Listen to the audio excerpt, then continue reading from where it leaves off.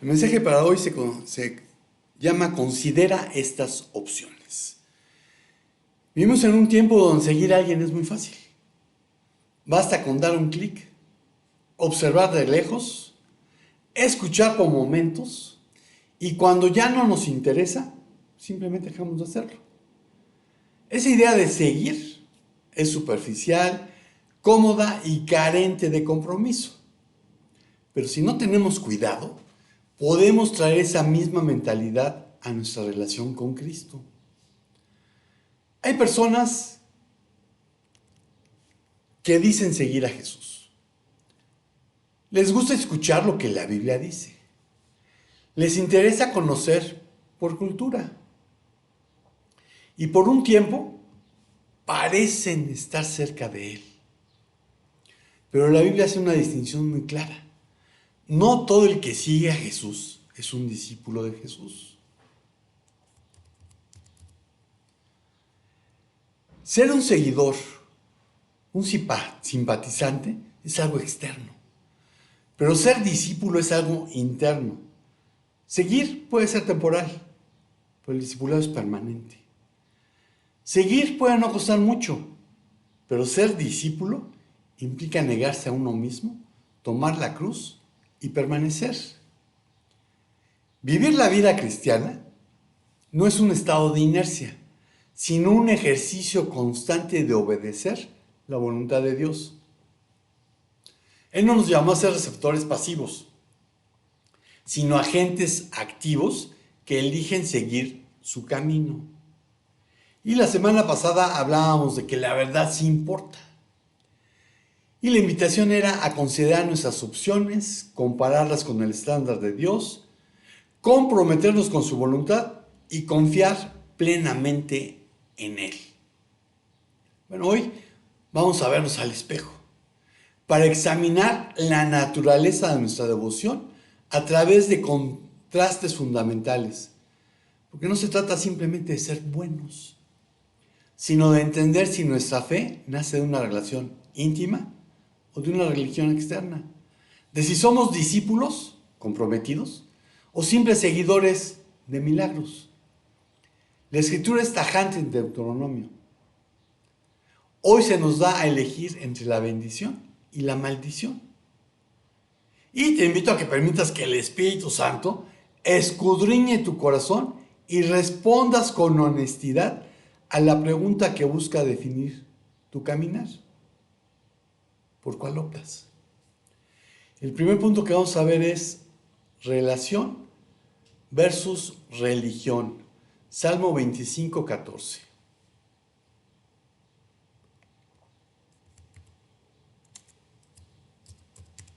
Los secretos del Señor son para los que le temen, y Él les dará a conocer su pacto. Amén. Y la versión 60 decía la comunión íntima.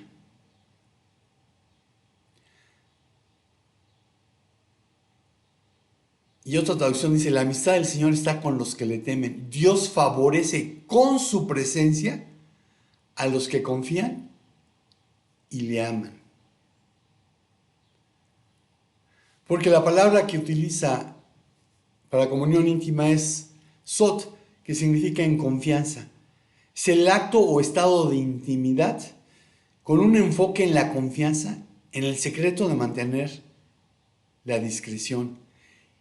Y cuando habla del pacto, utiliza berit, alianza, pacto, compromiso. Con los que le temen. El verbo es yaré, que se traduce comúnmente como temor o miedo. Pero cuando se aplica la relación con Dios en la Biblia, toma un significado mucho más profundo y positivo. En el contexto divino, yaré no implica un terror paralizante o miedo a un castigo injusto, sino un temor reverente, que tiene las siguientes características. Reconocer la santidad, el poder y la soberanía de Dios. Es una reverencia que nace al comprender que Dios es infinitamente superior y santo. Y se diferencia de otra palabra que se utiliza para terror, que es pajad, porque es un temor paternal, no de un monstruo, sino de una autoridad amorosa a la que no se quiere ofender. Yaré también es reconocer la autoridad de Dios sobre la propia vida, traduciéndose en la voluntad de seguir sus caminos. La Biblia lo conecta con apartarse del mal, soberbia, arrogancia y la maldad. El temor del Señor se describe como el principio de la sabiduría. Es la base para discernir el bien y el mal. Y en la tradición judía podríamos hablar de dos alas con las que se sirve a Dios, que son el temor de Dios, Yirá, y el amor a Dios, Ahava.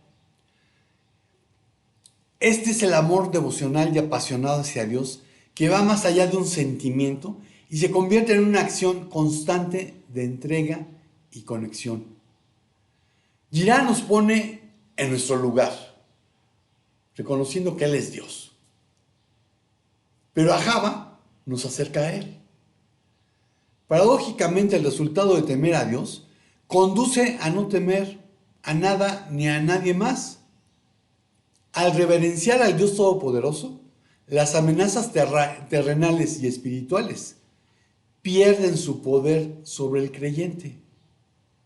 En resumen, Yaré hacia Dios es una postura de reverencia sumisa, amor asombrado y obediencia activa. Tener una relación con Dios a través de Jesucristo se distingue de la práctica de una religión en el enfoque, la motivación y la naturaleza de la conexión.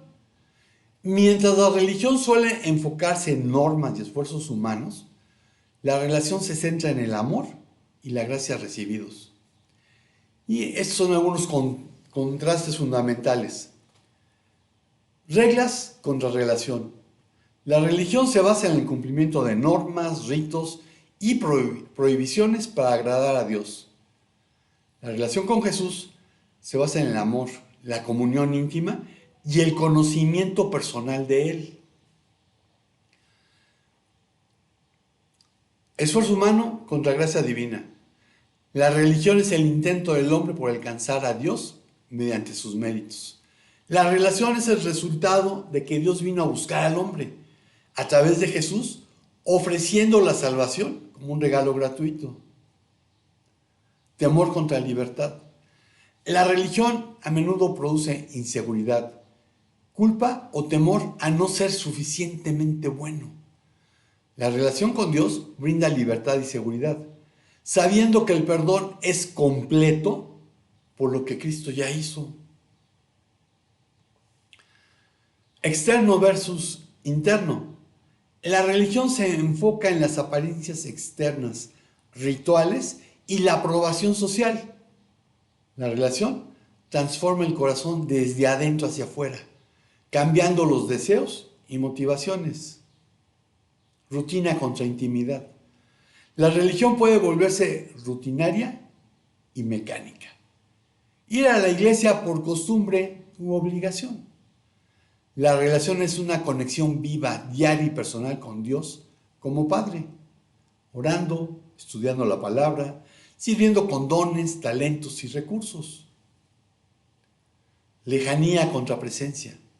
En la religión, Dios a menudo se ve como un ser lejano o un juez estricto, mientras que en la relación, Dios es cercano, actúa como guía, consolador y vive en el creyente a través del Espíritu Santo. Cumplimiento contra transformación. La religión busca cambiar la conducta mediante la fuerza de voluntad. La relación con Jesucristo produce una transformación de vida como consecuencia natural de amarle. En breve, la religión te dice lo que tienes que hacer. La relación con Jesús te cambia el corazón. ¿Por cuál optas? El segundo punto es congregarse versus internet. Hebreos 10, 19 al 25. Hebreos 10, 19 al 25. Entonces, hermanos, puesto que tenemos confianza para entrar al lugar santísimo por la sangre de Jesús, por un camino nuevo y vivo que Él inauguró para nosotros por medio del velo, es decir, su carne. Y puesto que tenemos un gran sacerdote sobre la casa de Dios, acerquémonos con corazón sincero, en plena certidumbre de fe, teniendo nuestro corazón purificado de mala conciencia y nuestro cuerpo lavado con agua pura. Mantengamos firme la profesión de nuestra esperanza, sin vacilar, porque fiel es aquel que prometió. Consideremos cómo estimularnos unos a otros, al amor y a las buenas obras, no dejando de congregarnos como algunos tienen por costumbre, sino exhortándonos unos a otros, y mucho más al ver que el día se acerca. Amén. Y a partir del versículo 24, en español encontramos 4 verbos en primera persona del plural. Nosotros. Preocupar, estimular, congregar y animar. A causa de la pandemia, muchas iglesias, al no poder reunirnos, optamos por transmitir en internet el mensaje semanal o sermón en otras iglesias. Benditas redes que nos permitieron seguir compartiendo la palabra de Dios. El problema es que una vez que pudimos volver a congregarnos, a muchos se les ha hecho fácil decir, lo veo por internet. Pero eso no es congregarse. La palabra que muchas versiones traducen como considerar en griego es katanoeo, que significa considerar cuidadosamente, considerar atentamente, preocuparse por, con la implicación de una reacción. También es comprender cabalmente, ver, descubrir mediante observación directa. Si tú no te congregas, no es posible descubrir cómo provocar algo mediante la incitación o la agitación, el cómo estimularte, que en griego es la palabra paroxismos. Lo que se ha traducido como dejar de congregarse, en griego usa la palabra ekkatalipon, que tiene significados más fuertes. Puede traducirse como dejar, desamparar, abandonar, desatender. Si estás enfermo de viaje, se entiende que no puedas congregarte. Pero piensa, ¿cuáles son las razones que has invocado para no hacerlo? Son válidas para dejar, no a la iglesia de lado, sino al Señor. ¿Quién es tu prioridad? Y si te congregas, ¿crees que con llegar a oír el sermón es suficiente? ¿Cómo se te puede paracaleo, alentar, infundir, consolar, confortar, animar? Si llegas tarde y tienes prisa para irte, ¿qué diferencia hay entre eso y ver el mensaje semanal por internet? Una de las razones para congregarse es el motivarnos unos a otros a realizar actos de amor y buenas acciones, ayudarnos a estar firmes sin titubear, porque se puede confiar en que Dios cumplirá su promesa. Si no te congregas, eres como una brasa que se retira del fuego. Tarde que temprano se enfría y termina apagándose. El preludio, las lecturas bíblicas, las alabanzas, guardar silencio, llegar a tiempo y una postura de adoración nos conducen a ser reverentes con Dios y entonces percatarnos de su presencia. Puedes optar por ver el mensaje vía internet, por asistir bajo tus propios términos, obviando la reverencia que Dios merece, o por congregarte para exhortarnos, amonestarnos y para adorar a Dios. ¿Por cuál optas? La tercera es discípulo versus seguidor. Marcos 10, 17 al 22.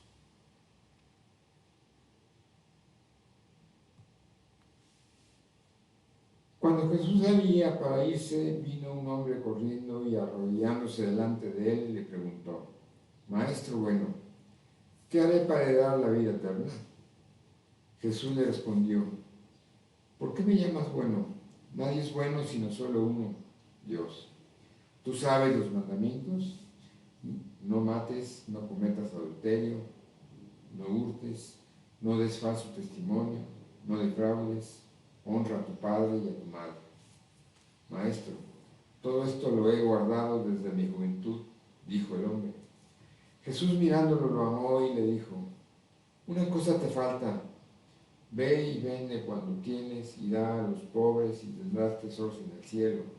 Entonces vienes y me sigues.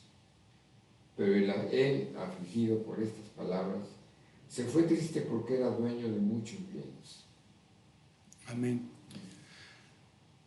Y esta lectura tiene pasajes paralelos tanto en Mateo como en Lucas. Y Mateo nos dice que quien vino a Jesús era un neaniscos. Y eso significa alguien menor a los 40 años. Y Lucas nos dice que era un arjón, un gobernante, un hombre principal.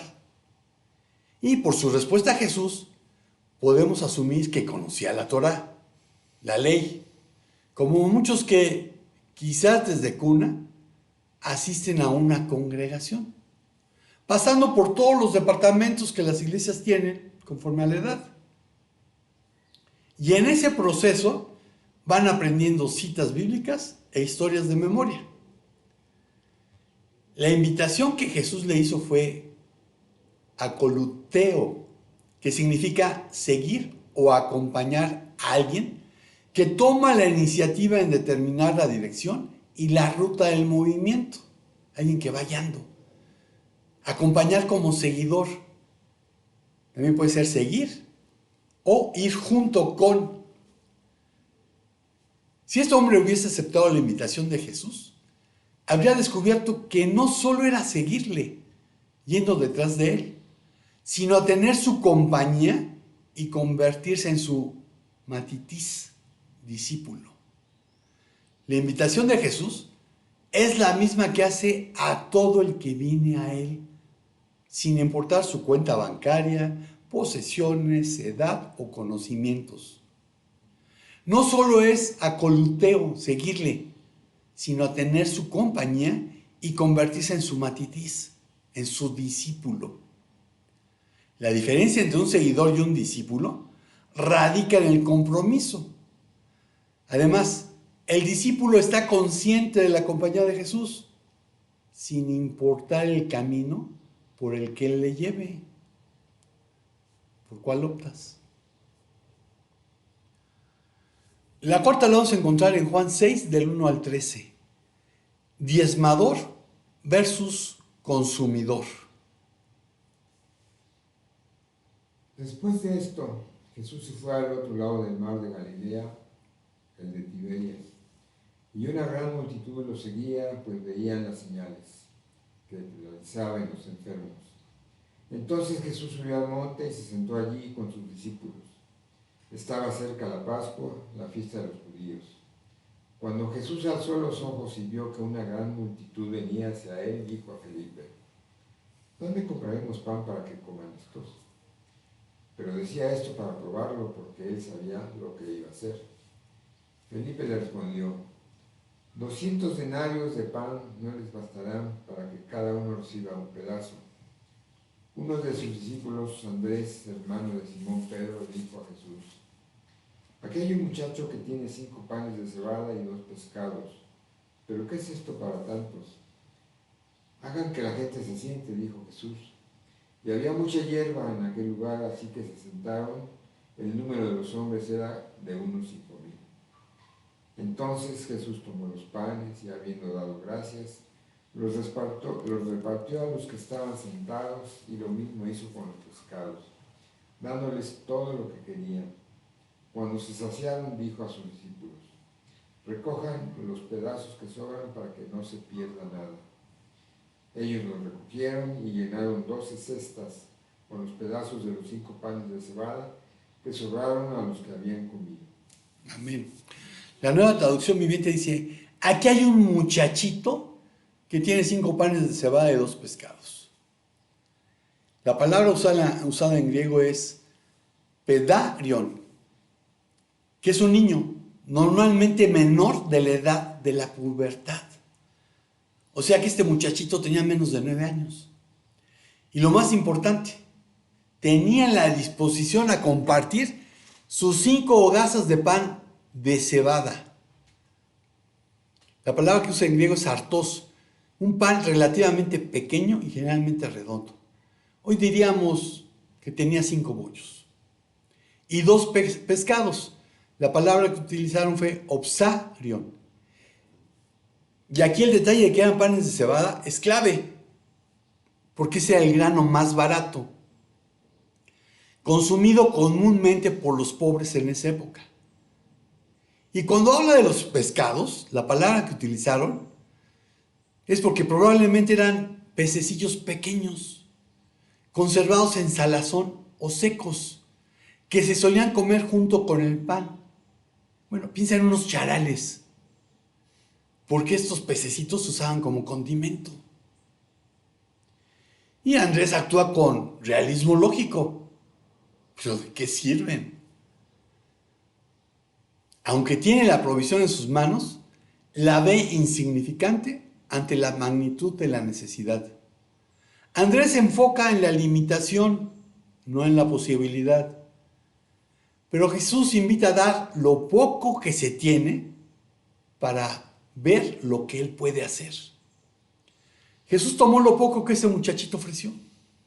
Probablemente su comida para ese día, para todo el día, no era su desayuno.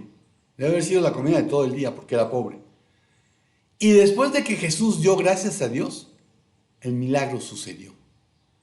Todos comieron hasta saciarse y sobraron 12 cestas llenas, que simbolizan la abundancia de la provisión divina. Según a los Corintios 9, 6 al 15.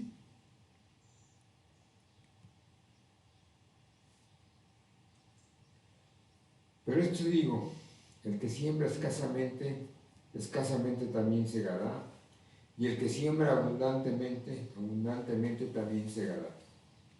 Que cada uno dé como propuso en su corazón, no de mala gana ni por obligación, porque Dios ama al que da con alegría. Y Dios puede hacer que toda gracia abunde para ustedes, a fin de que teniendo siempre todo lo suficiente en todas las cosas, abunden para toda buena obra, como está escrito: Él esparció, dio a los pobres, su justicia permanece para siempre. Y el que suministra semilla al sembrador y pan para su alimento, suplirá y multiplicará la siembra de ustedes y aumentará la cosecha de su justicia. Ustedes serán enriquecidos en todo, para toda liberalidad, la cual por medio de nosotros produce acción de gracias a Dios. Porque la administración de este servicio no solo suple con plenitud lo que falta a los santos, sino que también sobreabunda a través de muchas acciones de gracias a Dios. Por la prueba dada por esta administración, glorificarán a Dios por la obediencia de ustedes a la confesión del Evangelio de Cristo, y por la liberalidad de su contribución para ellos y para todos. Ellos, a su vez, mediante la oración a favor de ustedes, también les demuestran su anhelo debido a la sobreabundante gracia de Dios en ustedes. Gracias a Dios por su don infalible. Inefable. Amén. Y ojo, cuando dice el que siembra escasamente, si el sembrador solamente tenía 3 semillas y usaba las 3 semillas, no estaba sembrando escasamente. Estaba sembrado todo lo que tenía. Marcos 12, 41 al 44.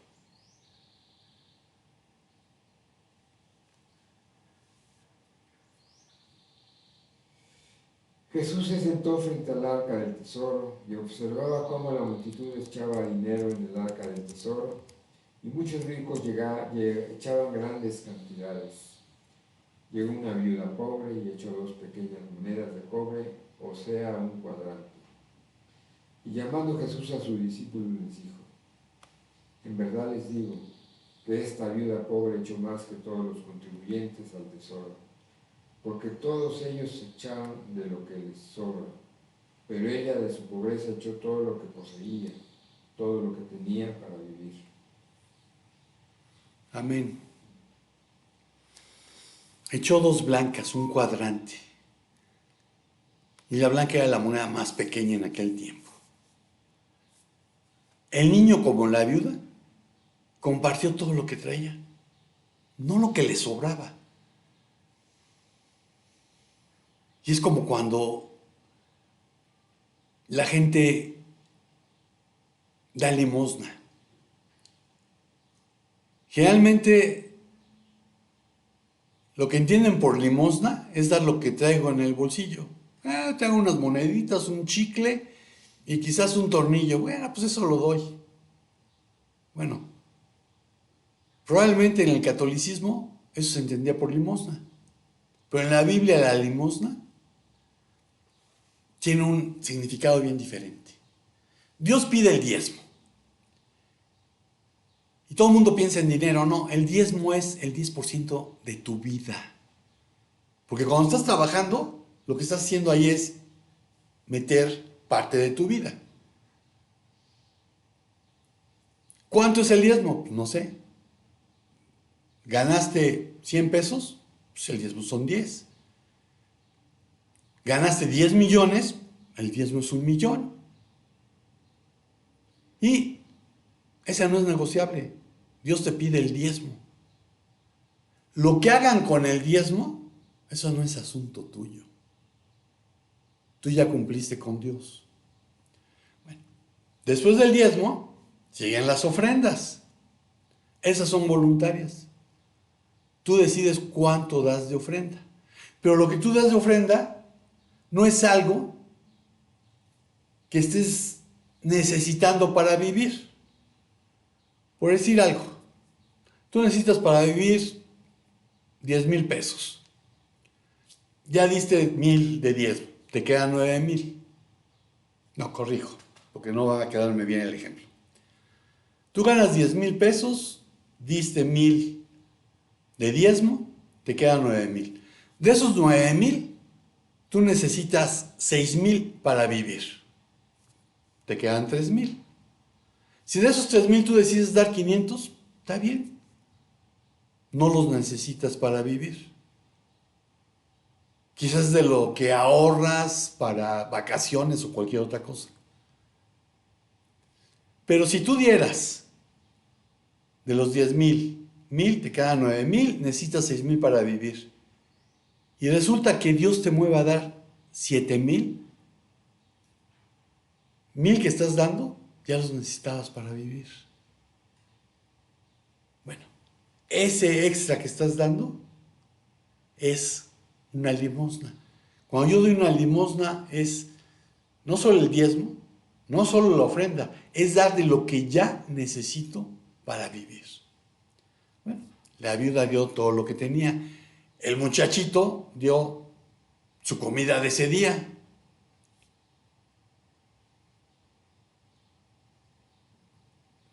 Y aquí hay algo que hay que señalar. El creyente suele esperar panes y peces, mientras que el discípulo es un pescador. Hay creyentes cuya tarea principal es consumir lo que el reino ofrece. Van a la iglesia, se hacen miembros, pero pocas veces, si no es que nunca, ponen al servicio del Señor todo lo que son y lo que hacen.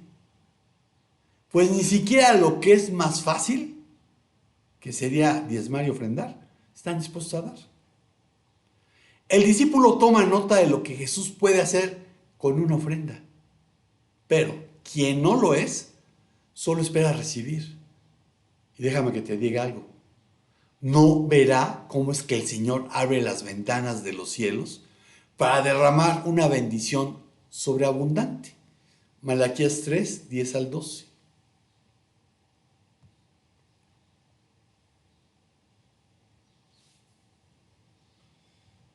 Traigan todo el diezmo al alfolí, para que haya alimento en mi casa, y pónganme ahora a prueba en esto, dice el Señor de los ejércitos. Si no les abro las ventanas de los cielos y derramo para ustedes bendición hasta que sobreabunde. Por ustedes reprenderé al devorador para que no les destruya los frutos del suelo, ni su vida en el campo sea estéril, dice el Señor de los ejércitos. y todas las naciones los llamarán a ustedes bienaventurados, porque serán una tierra de delicias, dice el Señor de los ejércitos. Amén.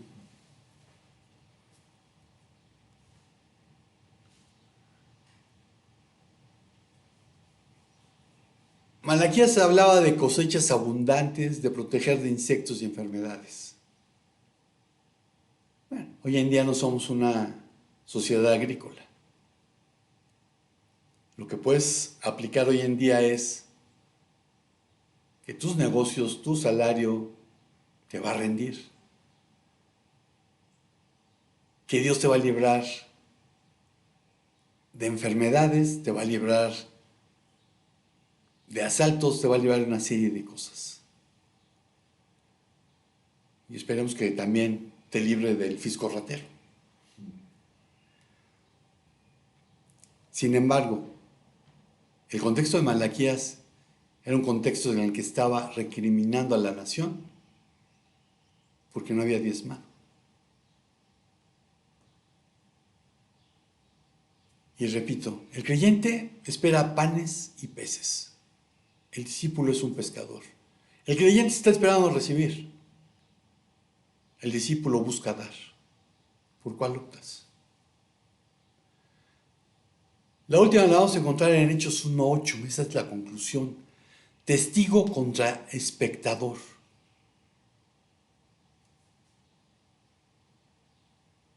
Pero recibirán poder cuando el Espíritu Santo venga sobre ustedes y serán mis testigos en Jerusalén, en toda Judea y Samaria y hasta los confines de la tierra. Amén. Y la palabra aquí que utiliza para testigos el griego es mártir. Es de donde vino nuestra palabra mártires. Y generalmente a un mártir se le identifica con aquellos primeros cristianos que morían en el circo romano, cosas por el estilo. Bueno, es porque eran testigos. Testigos que estuvieron dispuestos a vivir conforme a lo que Dios les había pedido e inclusive a morir. El discípulo de Cristo es un creyente que refleja un constante crecimiento espiritual a la medida de la estatura de Cristo. En consecuencia, tiene vida de oración y es efectivo en el evangelismo y en el discipulado, porque actúa bajo la dirección, control y poder del Espíritu Santo. El llamado a ser testigos no es a pastores, misioneros o lo que la religión popular llama clérigos.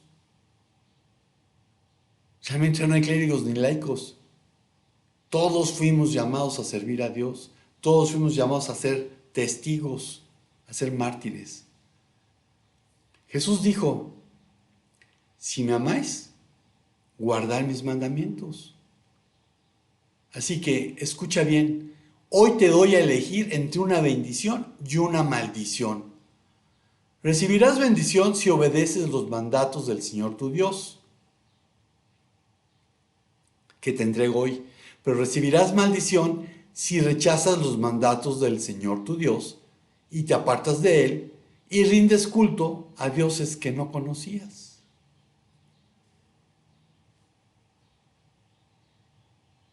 La maldición o la bendición. Tú eliges entre tener una relación, que sea la bendición, o una religión. Entre congregarte o el internet. Entre ser discípulo o un seguidor. Entre ser diezmador o consumidor.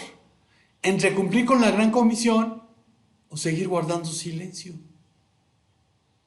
La semana pasada hablábamos de considerar tus opciones, compararlas con Dios, comprometerte con Dios y confiar en Dios. Y concluyo con una pregunta. ¿Qué opciones eliges? Amén. Y Señor, pues te damos gracias por tu palabra, te damos gracias por tu amor. Y pon en nosotros el querer como el hacer, como dice tu palabra, por tu buena voluntad. Que seamos obedientes a lo que tú nos has mandado. Que seamos testigos fieles. Que te lo pedimos en el nombre que es sobre todo nombre, el de nuestro único y suficiente Salvador Jesucristo. Amén. Y amigo y hermano de internet, no sé si eres simpatizante, si has nacido de nuevo, si eres un discípulo. Si no has nacido de nuevo, es un buen día para que dejes de ser solamente un simpatizante y nazcas de nuevo. Si ya has nacido de nuevo, hoy es un buen día para que dejes de ser un K8, que solo asiste cada 8 días, te congregues y te discipules y cumplas con la gran comisión. Y si el Señor no dice otra cosa, nos vemos por aquí el próximo domingo. Shalom, shalom, estamos despedidos.